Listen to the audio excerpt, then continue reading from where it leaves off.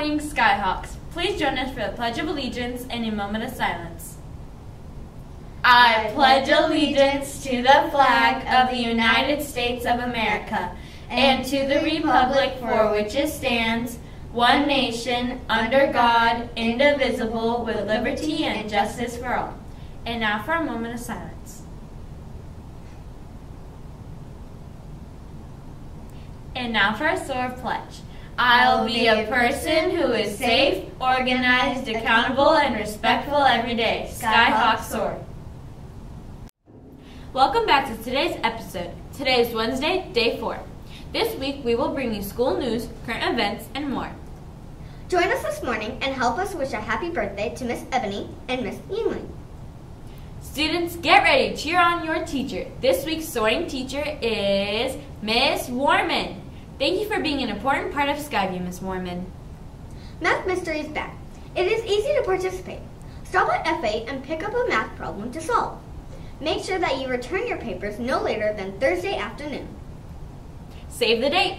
The Book Fair and Learning Expo will be held on Thursday, April 30th from 5 o'clock to 7 o'clock. Skyview's Community Swap Meet will be here on Saturday, April 4th from 7 to noon. The Hostess will be open. Student Council will have a car wash and there will be tables full of things to buy.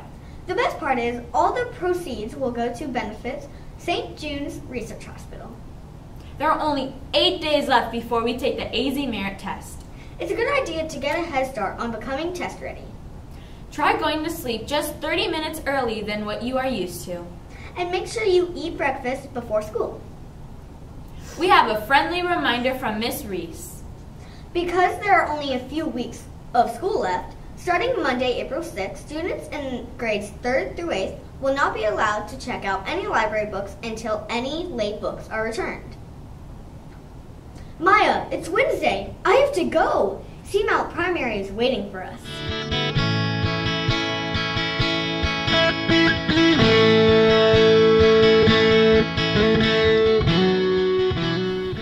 It's Wednesday and time to check in with our friends at Seamount. Today we have Roberto, who will be helping us with this segment today. Welcome, Roberto. Thank you, Kiki, and my first shout out goes to my pen pal, Danny. Okay, Roberto, enough about you. How about sharing some questions students here at Skyview have for our friends at Seamount in Cape Town? 3rd graders in Mr. Richards' class have some questions. As a matter of fact, several have the same question. Well, what do our 3rd graders want to know? Can you believe they want to know about Seamount's weather? They would like to know what their weather is like. They are even asking if it snows in South Africa. Giselle in 5th grade asked about weather too, and she wants to know what type of food most kids enjoy in South Africa. She also hopes everyone at Seamount smiles when they see our news. I know 6th graders are enjoying communicating and learning about students from across the world. Here's an interesting fact. Kids here in the U.S. are referred to as students, but in South Africa, teachers call their kids learners. Cool, and now our learner friends have a photo they want to share with us. They look so cool and fun. We are so lucky to have pen pals from South Africa. You guys rock. Hey, remember all of our talk about electricity? Yeah, I wonder if they still have to go without electricity sometimes. Well, here's a picture shared from Seamount's headmaster. That means their principal, Roberto. I knew that. I really did. However, I didn't know their electricity plugs look like this. So our curling irons, blow dryers, and phone chargers won't work in South Africa? I wonder why outlets aren't the same around the world. Weird. Skyhawks, if you have any questions for our pen pals, don't forget to put them in our library question box. Your questions might be answered by Seamount students or their headmaster. I know and what and who a headmaster is. Well, Roberto, we hope you can come help us again when we say what's up to our friends across the Atlantic and below the equator. And now for your Daily Hawk Talk with Mackenzie. Thanks, Kiki. On the lunch menu today, Miss April's cooking up mini cheeseburgers, Funkfish's roll, and build your own pizza. Your side dishes today will be curly fries and bananas. It's Mental Day. Take out those dollars and purchase these sweet-smelling pencils before they're gone. If you are craving some snacks, stop by the Hawk's Nest after school. They will only be open until 3:10. We missed Ticket Tuesday, and we know that many of you are looking forward to hearing your names and winning prizes. So we have decided to draw sword tickets. Here we go.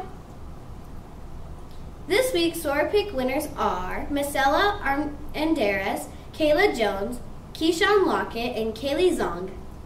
Teachers, check your emails. Mr. Hines' math newsletter is sure to inspire you. We will now head over to our local weather forecast.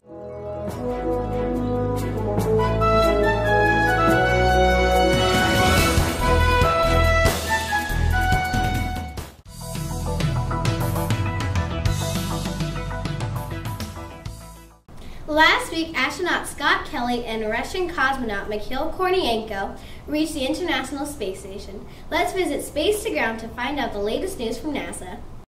Houston Station on Space to Ground. Welcome to Space to Ground, your weekly look at what's happening on board the International Space Station. I'm Dan Hewitt. It's been a long time coming, but the one-year mission is ready for liftoff. NASA's Scott Kelly and cosmonaut Mikhail Kornienko are headed for a nearly 12-month stint on board the station. They'll be pushing the limits of research, exploration, and the human spirit in the latest step in the space station's role as a platform to prepare us for the journey to Mars. To follow all the latest on these pioneering space flyers, visit nasa.gov/1year. To make the most of this historic mission, scientists from around the globe are teaming up to benefit humanity. Kelly and Kornienko will engage in a variety of studies designed to provide new data on the physical and mental challenges astronauts face on longer and longer missions. NASA's Human Research Program will focus on several key areas, including vision changes, effects on the human immune system, and even human factors that show how the crew members interact. Kelly will also take part in a special study that makes use of his identical twin brother, former astronaut Mark Kelly, that hopes to shed light on the more subtle effects of spaceflight. And spending this much time in space is bound to break some endurance records.